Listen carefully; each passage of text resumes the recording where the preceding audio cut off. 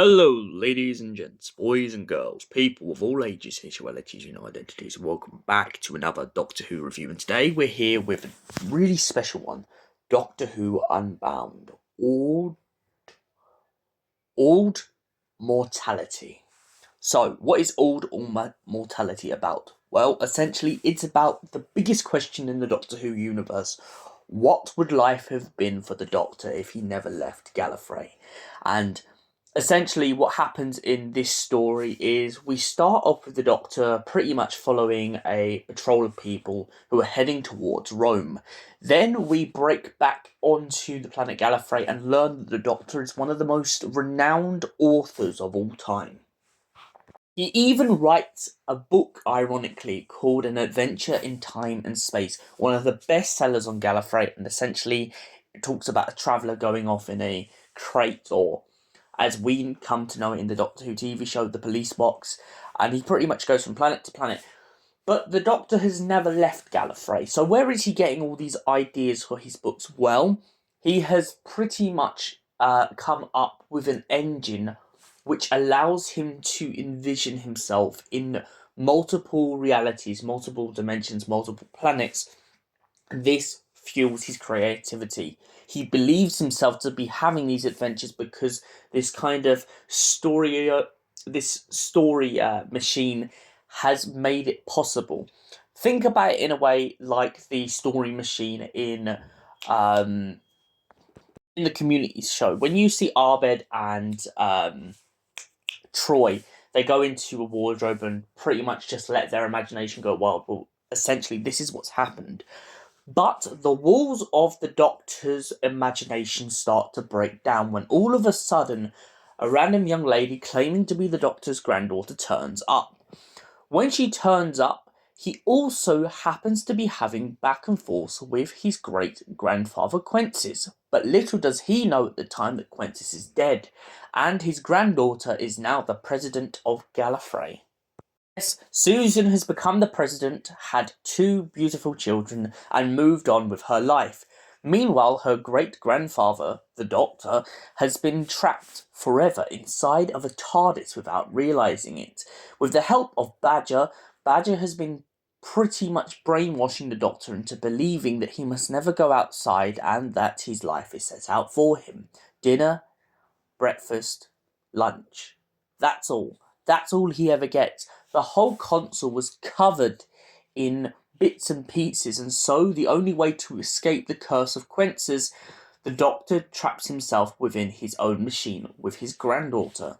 As they go through scenario after scenario, they eventually get to the presidential chamber, and the Doctor pretty much outs Quences to the Gallifreyan authorities and has Badger decommissioned. After Quentis and Badger are finally destroyed, the Doctor opens up to the possibility of maybe finally travelling in space and time, with nothing to hold him back anymore. Susan points out to him that the reason he couldn't see beyond his trap before is because of the fact that all of the comic books, all of the stories he had been telling, all the books he'd been writing had been covering the console. Quensis and Badger had pretty much been persisting on him to stay in that box they'd put him in, all because Quensis was ashamed that he never became the ordained authority figure that the Doctor was meant to be under the family. Quensis goes on and on and on, and also, apparently, somewhere along in this story, seems to have been in the ear of Susan. Susan points out that the reason she was so afraid of Quentis is because she saw the picture of him in the office, as if every presidential figure had had it painted behind them, as if he was whispering in their ear. So yeah, back to what I said before. So the Doctor and Susan defeat Quentis, and the Doctor and Susan have this back and forth kind of echo commentary which debates on whether or not they ever leave Gallifrey. Then the Doctor goes off on adventures, and the rest is history. But on one side of the timeline, the Doctor goes off and fights the Thalix instead of the Daleks. He meets Ian and Barbara, and this is when he went off with Susan. Whilst in another adventure, he stays home well, for a while, and then disappears off, leaving his granddaughter to get on with her life. As she mentions before, she is a president of Gallifrey and has her own children to rely on. And Badger narrates us out. So what did I think of Auld Mortality? I honestly love this story. It's very driven on imagination. I love the fact that we kind of open with the Doctor talking to a giant elephant, and then him and Susan having to rely on remembering where a lot of the people from the Doctor's imagination come from. I really like the fact that we get to have a look in a way in this story to Lungbarrow, a story which previously I've mentioned in my book review brings up the idea of Badger and Quensis. Badger is a robot which was kind of programmed by Quensis to look after the Doctor and teach him all the facts and figures. Meanwhile, Quentis was a very dictator sort of figure. He always had a iron fist over the family, and he believes that what he says goes, and that's essentially what always broke their relationship between him and the Doctor.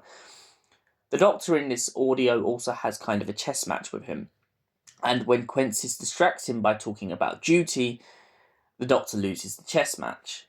But of course, this, as I said, this even more illustrates why the Doctor is so determined to do the things he does. Not only just because he wants to go out there and help people in the universe and explore and smell things and taste things and really witness history, but because he is so ashamed of what the Time Lords have become.